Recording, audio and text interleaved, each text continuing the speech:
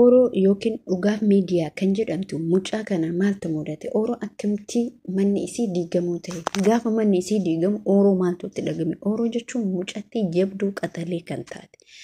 Oroon dhugumatti baay'ee kan nama garaa nyaattu dhugaa rabbii ani yeroo mucattii yeroo hedduu manni jala yeroo duraati manni jala diigame lammaffaa abbaan isiinis baate mucaa yaadadha jechuudha. Gaafa Oroon mana keenya jala diiganii waggaa torba mulu ifaajee jettee assalaamu alaykum warahmatullahi wabarakaatu jirtu akkam nagaa keessanii jecha hordoftoota kabajamtoota maatii chaanaalee Moonaa 24 laayik gochuuf sheer gochuu fi akkasumas yaada namoonni qabdan akka nu barreessitan abdii isinirraa qabna.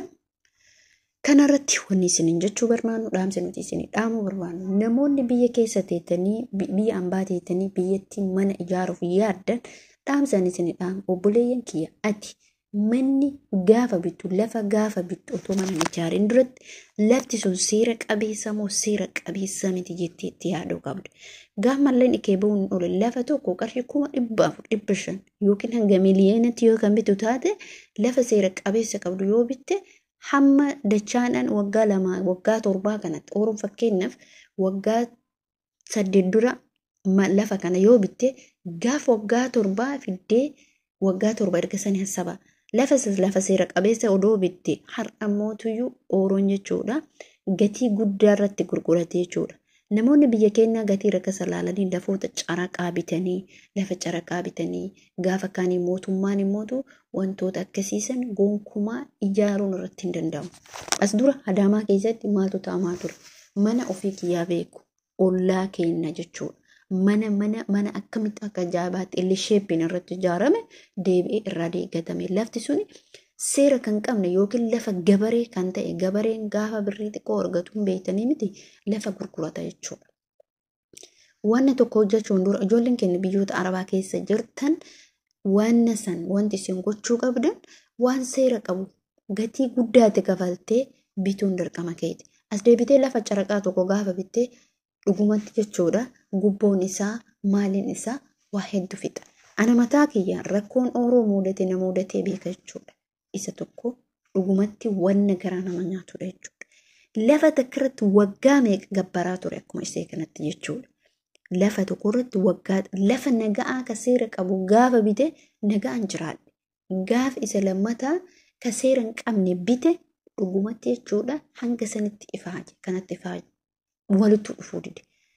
Bittaan ka seeran bittuu fi ka fiddee caraqaa bittee booda irratti gatii guddaa kafaltu wallahi walitti dhufu. Umrii si fida, umrii si gabaabsa. Gubboon isaa gibira yaani waa hedduma jechuudha caraqaa bituu jechuudha. Dhugaa rabbii dubbachuuf ani caraqaa ilaa sammuu kiyya kana maraachuu ga'e. Kana geessumni tagasin gaafatan gibira isaa malee.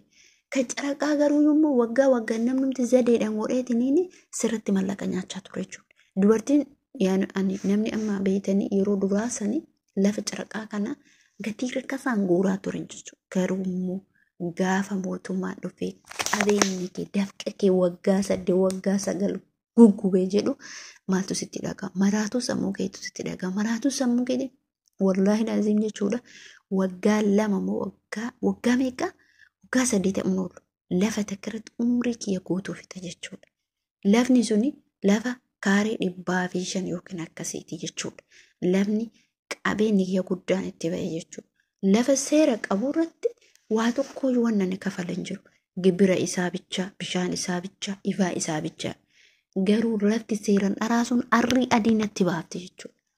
Si gubaa bara. Gaafa gubboo kennitu si gubaa. Gaafa deebitee kana godhiidhaan si gubaa. Dhugumatti jechuudha lafa seeran alaa bituu manna wallaahi ani hin kakadhe jechuudha. Hin kakadhe. Maaliif? Abadan lafa caraqaan bituu jedhee kakadhe akka ta'e gara seeratitti isii san zoorsise ma odoo malleen isun bar eessa dhufa odoo mana tokkoon ijaarte eessa dhufa lafa caraqaan bittee gaafa gabbara keessa seentu gaafa gubboo keessa seentu qabaleen addisi nyaataa jaarsi adda dallaalli addisi nyaataa yoo jaarsummaan qaban addisi nyaatu yoo seeran qaban addisi nyaatu bakka lafa caraqaa jechuun yaani ati ofii keetii arrii adii ofitti baaftam harka keetiin dhayite jechuudha. Kanuma hunda umriin kee dhumuun ergen oolle lafa seera qabeessa biti. Lafa seera qabeessa bitattee hojjette gatii guddatti gurgurattallee jechuudha.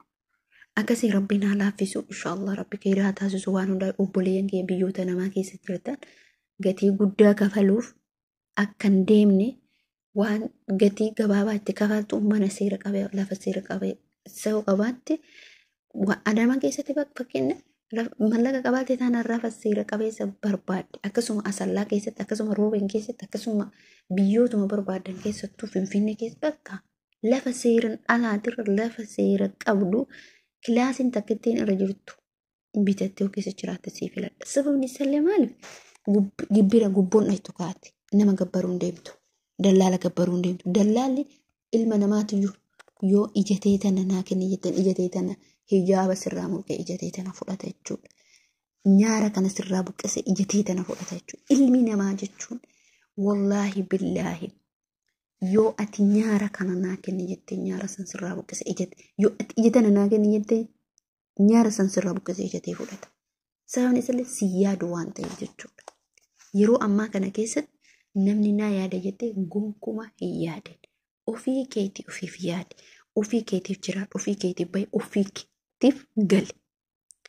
Isin galee kana isin jechuu barbaada. Rakkoon Oromoo mudate isinillee mudachuuf deema. Mucaan kun yeroo waggaa 2 dura hin gala jettee nama yaadaa turte keessa isii takka jechuudha. Oroon nama hin gala ani galuu barbaada jettee haadha eebbaa gaafachuun namoota garaagaraa miidiyaa irratti onlaayinii irratti seente Oroo jechuun mucaa miskiina waa dubbachuuf mucaa miskiina garuu yaadi isiin wanni isiin yaaddu dhugumatti boqonnaa kan qabdu hin beeksisa namni gaa boqonnaa qabu gaa boqonnaa hin qabne hin beeksisa bifa isaatirra suuraa isaatirra isiniin galee mucaa tuni hedduu takka karaa nama nyaatti jechuudha mucaa miskiina jechuudha rakkoon isii mudate kun bor isin mudachuu danda'a ishi amma waggaa 7 teetti amma waggaa 7 teetti yoo umriin isii har'a 21 22 23 ta'e gaafa waggaa 7 teettu amma umriin isii meeqa ta'a yaaduu fi qabdan mucaan kun jechuudha mucaa jabduu mucaa cimtuu hojii isiitti illee baay'ee namatti toltu amala qabeettii kun immoo rakkoon akkanaa isii mudatuun kun dhugumatti manni isiin teettullee mana xalabaa na fakkaata wallaahi koon jiraatteetti na fakkaata gaafa dhallee hin beeku garuu baay'ee gara nama nyaatti dhugumatti maatii isii keessaa jijjiirtee kaate garuu uf jijjiira jettee gaafa hara baafadha galee mana keetti hara baafadha jettu rakkoo kana isii mudate jechuudha. Rakkoo kana isii mudate kana mootuyyuu isiin obboleeyyan isii warroonni gargaaruu barbaadan isii warroon obboleettii teenna mucaan tuni bira dhaabbanna jettan yaadalleen ta'u mallaqalleen ta'u bira dhaabbadha. Oroo jechuun nama miskiina keessaa akirarraate jechuudha.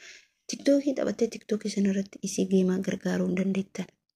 Wallahi Oroo waan baay'ee gaafa isin dura mucaa takka rakkoo mudate dubbachaa turre jechuudha. Garee irratti ijoolleen dubbachaa turte.